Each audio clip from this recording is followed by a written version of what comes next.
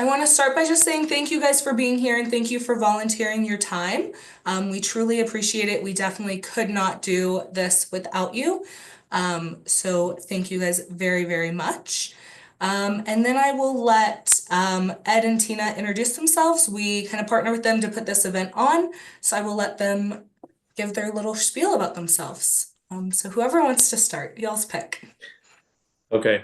Hi, my name is Eddie Castro. I'm the Assistant Chief over Investigations for Phoenix Police. Been part of the program since its inception, I don't know, many years ago. So it's been fun to be able to bring it back to everybody um, with the competition and these qualification rounds. So please ask as many questions. I know some of it can be confusing, but it makes sense in my head. So if you have questions, please let me know so that I can try to convey that to you guys. But thank you guys again. It's been like Leah said, without you guys, we wouldn't be able to do all this.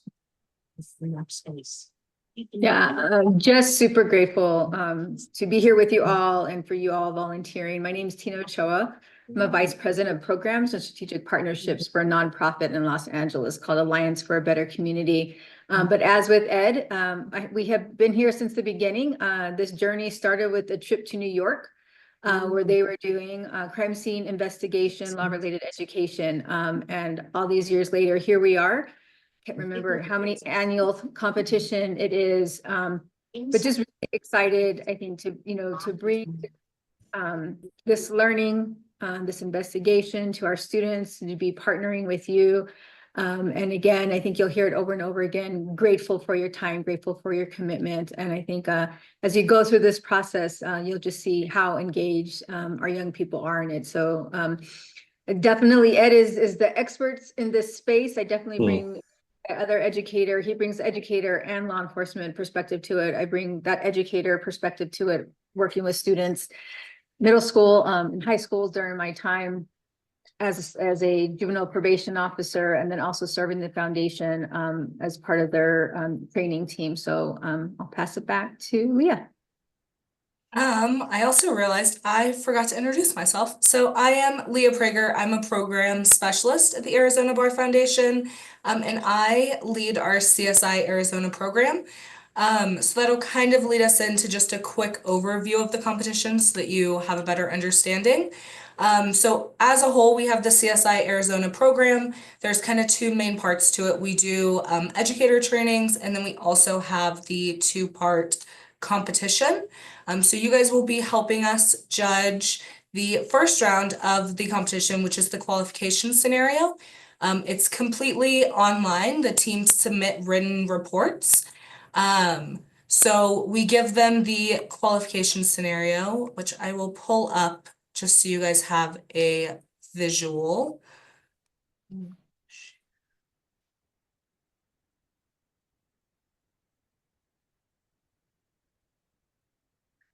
Okay, so we put out this qualification scenario, and essentially it's just kind of a written report that the students complete. They're in teams of 4 to 6 students, and we have 2 different divisions. So we have a middle school and a high school division.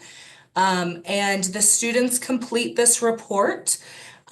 We give them kind of this answer form. So this is what you guys will be receiving, but it will be completely filled out. Each team will fill this out. And they go through and they answer all of these questions. And then the total score, their score for kind of each question is tallied, and the kind of collective overall highest score qualify for the state competition. So then if they qualify for the state competition, it's a 10-team total state competition. They basically show up to the competition and they're presented with a mock crime scene. Each team has their own crime scene. And they go through kind of the whole process, start to finish, of essentially an investigation. So they're gonna kind of like process the crime scene. They're gonna collect everything. Then they're gonna take all the evidence that they collected and they're gonna process that as well. So they're gonna go through, they're gonna pull fingerprints, take that to our crime lab. Anything that they want to request, relevant to the case they can. We give them the results. They're kind of working on their theory of what happened throughout. They get to interview witnesses, and then they put all of that together and they give a final presentation of what they think happened. So this is kind of the first part of it. And so, like I said, we very much appreciate you guys helping us with this. So next we'll talk about the score sheets, which I will let Ed kind of take the lead on. Okay. So the score sheets are pretty straightforward. When you get the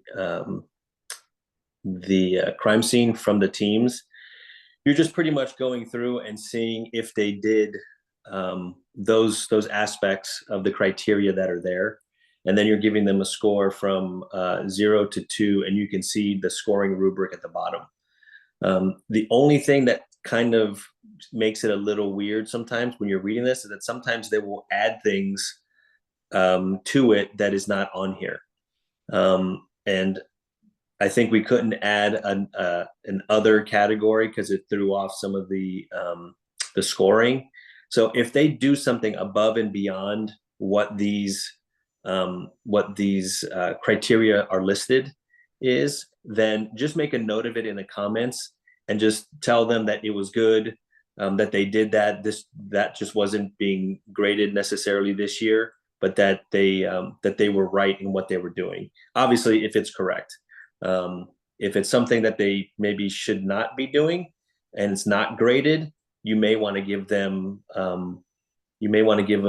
some idea of, hey, maybe you don't want to do this at this point. Again, this is a learning exercise. Although it's fun and it's a competition, they're still learning how to do these things. So some of your expertise in this field will definitely be appreciated by them for the competition. Yes.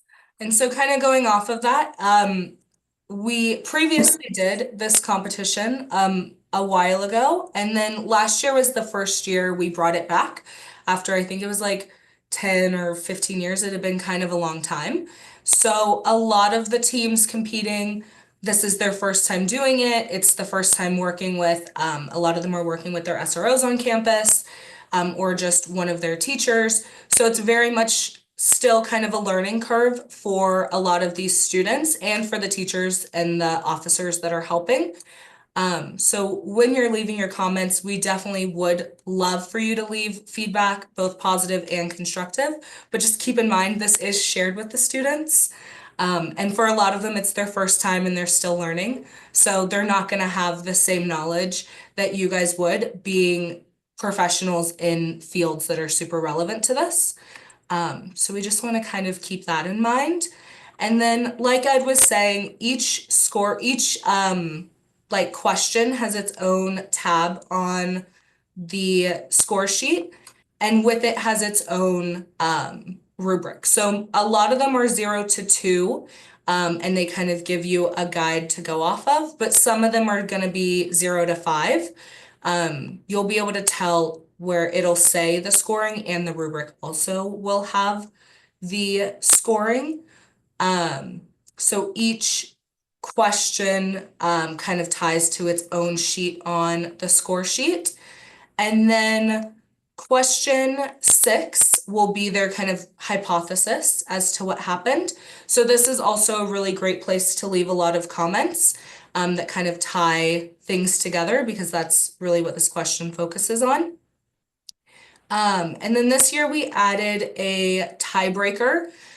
So it will really only be used if we had two teams with the exact same score in the same division, which is very unlikely, but in the off chance it does happen, this tiebreaker will be your chance to just kind of overall give them a score. It has to be a whole number. We have a rubric that gives you kind of what the score, like the ranges would be. But it's really just collectively, like, what did you think of the entire, like their entire answer form? So that's what the tiebreaker will be. And then Lastly, you guys will not have to do any math. I personally hate math. It's not my strong suit. So the score sheet will calculate everything for you. As long as when you're going through, you put a number in each of these boxes, it'll auto calculate at the bottom of each score sheet. And then it will also auto calculate the total here. So we took away having to do any math. Just make sure that you are inputting something in each box. Even if it's a 0, please still put it in. And then, I'm going to jump in real quickly. yes, please do. So for question 6, the hypothesis of what happened, if you haven't done this before, you'll see that there's a very big array of answers that you'll get. A lot of it has to do with the fact that they're not actually getting a lot of the feedback because they can't do interviews, they can't serve warrants, so they're not getting a lot of information back that they would normally get in a real crime scene or in the competition. So base your scoring on their hypothesis with the information that they receive. The more examples that they use from the evidence, from the material that is given to them on the crime scene scenario to justify why they believe the person did it and how they did it and everything else, then give them the credit for that. Otherwise, there's no real way for them to come up with a true hypothesis. But sometimes they'll zigzag back and forth of, well, if we get the information from this warrant and we find out that he did this, then we believe he's the killer. But if we get it back and it says that it's this person, then she's going to be the killer. So sometimes they'll go back and forth. If both are plausible, then give them credit for both those answers, and then leave something in the comment to kind of explain your rationale. Mm-hmm. And going off of that, we also, I won't share it with you until we receive all of the submissions, which is on Friday. So when I send you the cases that you'll be scoring, we do have like a solution kind of write-up so that you do have some idea of like what actually would have happened. But like Ed was saying, they lack so much information that in a normal investigation you'd be able to get. So we don't want to be like 0 points because you didn't give the exact response that the solution was. And you'll notice also, especially on kind of questions 2 through 5, we give the like kind of a general, this is what we're looking for, and this is kind of the correct response. But different agencies will do things different, and different people have been taught different things. And just because it's not exactly what we put doesn't mean that it's wrong. So if like this is very much so where your expertise and your knowledge comes into play. If it is correct and it is the correct way that you could do something, but it's not exactly how we listed it, please still give them points, use the rubric. If they're listing everything correct, but it's slightly different than what we say, but like maybe they just put it in a different container than we list, but it's still a container that would work and wouldn't damage that piece of evidence, then we want to make sure we're giving them points for that. We don't want to like count them off because they didn't say exactly what we put. So that's just kind of a big thing. And then we are here to answer questions. So as you're scoring, as you're going through and judging, please feel free to email. I'll give you my phone number and emails so that you can ask questions. Like we said, this is still newer. We're kind of revamping it. We're redoing a lot of things.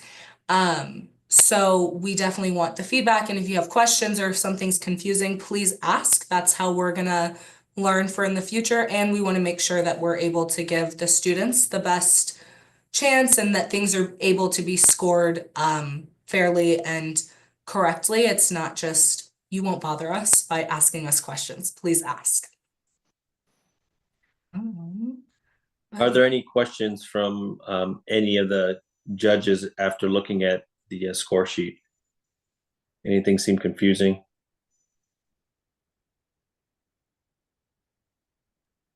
I just had one Quick question. real question, quick. are you gonna send the score sheet out with the teams Um, when we get our team assignments? Yes. So we will send the score sheets out. We just can't share them now because if for some reason a team were to get their hands on them, it has like all the answers. So we will send the score sheets out, the solution, all the case documents, just so you have it, so you can read through it when we send out the cases that you will be scoring. Okay, perfect, thanks. I There's think someone another else- question. Yeah, I just had a quick clarification. For the tiebreaker score, that's going to be different than the total score, like at the last tab? Yes, correct. So the tiebreaker score is essentially its own kind of score. So you just take after you've scored everything, and you've kind of looked through the whole, like their whole answer form, you're just giving it a 0 to 100 whole number score, just what you think, like as a whole, they're kind of, sorry, I cannot think of words. Their submission should get. So it's not breaking it down, it's just an overall score. If you think it was amazing and they were getting lots of 2s or 5s and they were giving so much detail and things like that, then you're probably going to be in that higher, so like the 81 to 100.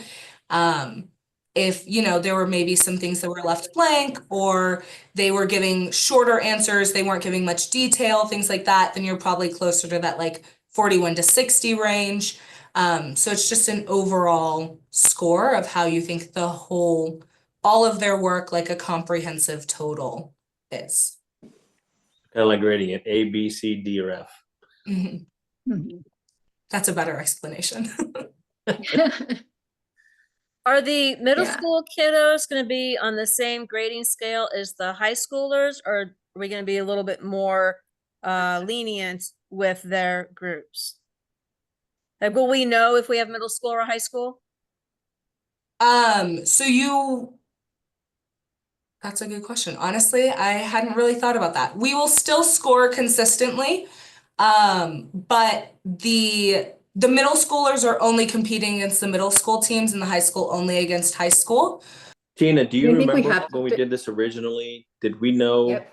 that if they were just middle, I mean, without the names, but these are middle school, these are Yeah. high school? No, I think originally we just kept it equitable, that they were all scored Okay. across the bar. And I think ironically, we were actually really surprised when we found out some of the teams were middle school. So I think depending on, where our students are entering this learning and this experience, you'd be really surprised with the responses that you can get from a middle school team. So, absolutely we'll defer to the foundation at this point in time, but I do think it was equal scoring, I think. And just to say that, like, again, just want to double click on what Ed was saying earlier, right? That as you are going through these, welcome you really giving the time to that and giving them like thoughtful feedback, but also just acknowledging their work. Young people, as they're getting these back, they're really looking for that guidance to continue to grow. But as we also know, young people can take feedback a little bit difficult sometimes, but we want them to get the feedback they need. So as they continue to participate in the learning or in the competition, they're continuing to grow as well. And the one thing that I learned that's difficult if you have many of these, do not compare one to the other. You have to do these individually because you'll get 2 or 3 that are really good. And then you'll get another one that is very subpar, or just average. And you go, oh, well, these other ones were so great. They should know this. And you subconsciously somehow grade them down because you think that they're not at the same level as the other ones, which is difficult to do. So just try to stay independent of each team's work and just judge them on what they're giving you face value on that one only.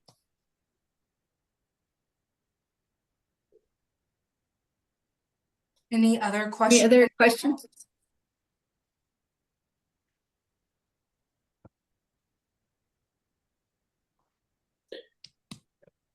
Your score sheet's a hit, Leah. No questions. Okay, yay. Well, that was very quick, but we appreciate you guys all being here. If you guys think of any questions after, please reach out. If once you receive the score sheets and you're kind of looking at it, you have questions, please also reach out. We are definitely here to help and assist. And we very much appreciate you guys volunteering and helping. So thank you guys so much, and I hope you have a great rest of your day and week.